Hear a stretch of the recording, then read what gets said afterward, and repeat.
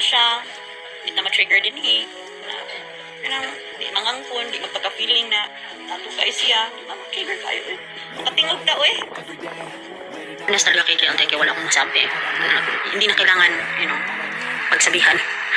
And huwag niyo na itong gawang chismis ha, kasi JL and I.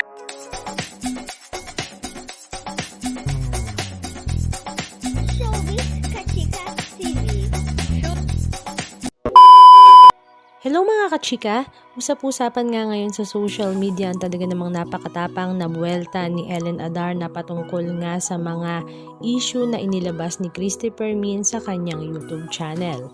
Ang issue nga tinutukoy ni Ellen Adarna ay ang mga gawa-gawang istorya nga daw ni Christopher Min patungkol nga kay Derek Ramsey at Ellen Adarna kung saan provided nga daw ni Derek Ramsey ang mga yaya, bahay, pagkain at pangangailangan ni Ellen Adarna nang sila nga ay maghiwalay at lumipat nga ng bahay kasama nga ang kanyang anak na si Liana pati na rin ang anak ni Ellen na si Elias Modesto. Wala nga daw katotohanan ang lahat ng mga ito at gawa-gawa nga lang daw ni Christopher Min ang kanyang mga pinagsasabi sa kanyang YouTube channel. Halika at basahin natin ang ilan sa mga pahayag ni Ellen Adarna. What kind of foolishness is this, Christopher Min? The claims being made are misleading and unfair. Let's set the record straight. Truth matters, fact matters, and credit should always be given where it is due. Last month, I told his assistant, no sustento, no lily. That's simple. I am not demanding anything beyond what is fair, but I will not allow a father to live comfortably just cooling his balls while having a little to no contribution to his child because he gets to see her almost every day. And let's also correct this narrative. Neither he nor his mother has never paid for my yayas or household stuff. Not now, not even when we were married. I have 5 nannies and 2 are for Liana. They only paid for 1 nanny for Liana. I paid for my own groceries and they did not provide a house for me. I did it for myself. Let's not rewrite history. At ang pinakamasaklap nga nito, ever since daw na naging mag-asawa sila ay wala raw siyang na-receive na allowance for herself as a wife. Napaka-comment tuloy ang mga netizens na mabuti pa raw si JL on time at very responsible daddy sa kanyang anak na si Elias Modesto. At si Ellen Adarna naman ay sumang-ayon nga dito dahil talaga namang very responsible nga daw si JL pagdating kay Elias. Halika at panoorin natin ang ilan sa mga video clips ganap sa kanyang inahag. Ng mami niya, kaya 4 na yaya, pagkatapos merong nilitatan na bahay, kasama may allowance ni Lily.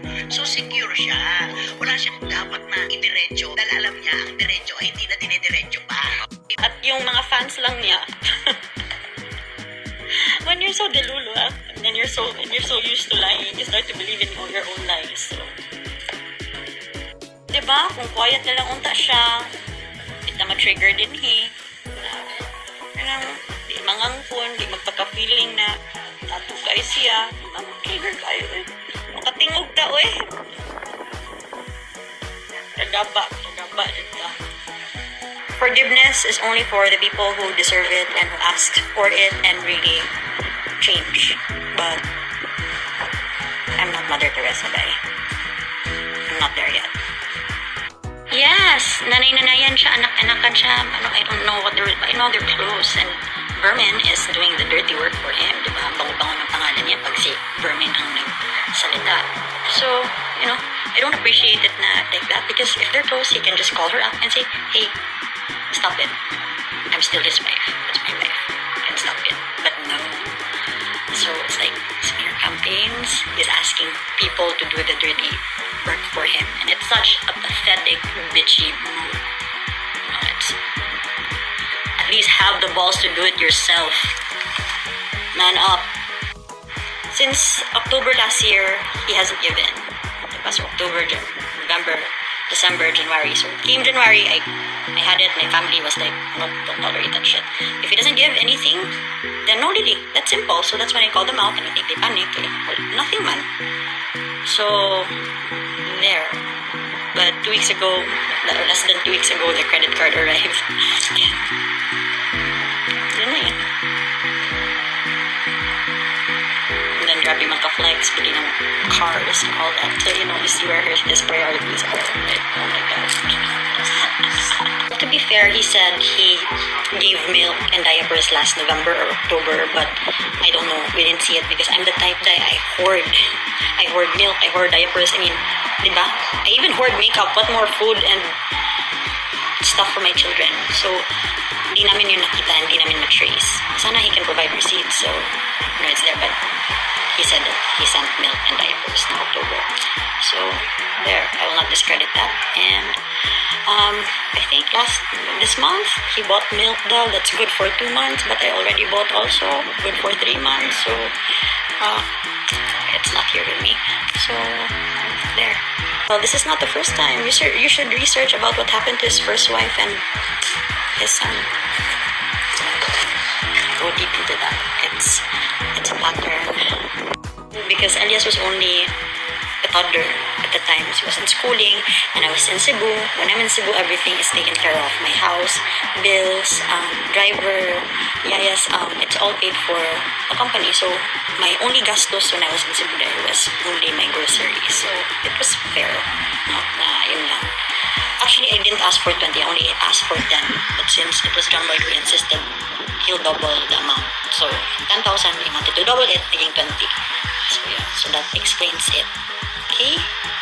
Buti ka pa. Ako never.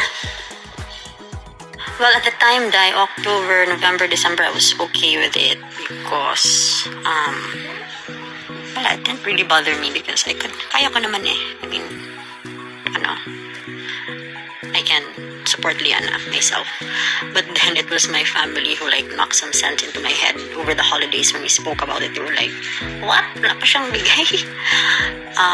You know what? Parang kung wala siyang bigay, then no, don't let him see Lily. Simple as that. Don't beg. Don't ask for anything. But if he doesn't give, then no Lily. Diba? Parang, kasi naswerte, tama lang naman. So there, when I told them January na, yun na yung rules ko. Kung hindi kayo magbigay, din walang Lily. So, yun, dumating yung credit card 2 weeks ago. In fairness talaga kay JL Deque, wala akong masabi. Hindi na kailangan, pagsabihan. And huwag nyo na itong gawang chismis ha, because JL and I are better off as co-parents, as in, super okay kami sa co-parenting namin. Chika lang. So, when he found out that we moved houses, of course, Elias, anak niya kasama. You know what? He offered, Len, kung ano man kailangan nyo, just let me know, baka makatulong kami. Diba? Nagkusa. No. So, there. Iba't iba talaga ang taong ganyan. Yung kusa and, how is it? Anong masasabi nyo mga kachika? Just comment down below. And please don't forget to subscribe. Thank you!